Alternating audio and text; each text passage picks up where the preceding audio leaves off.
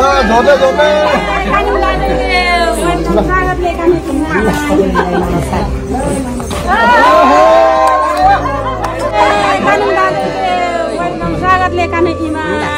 नमस्कार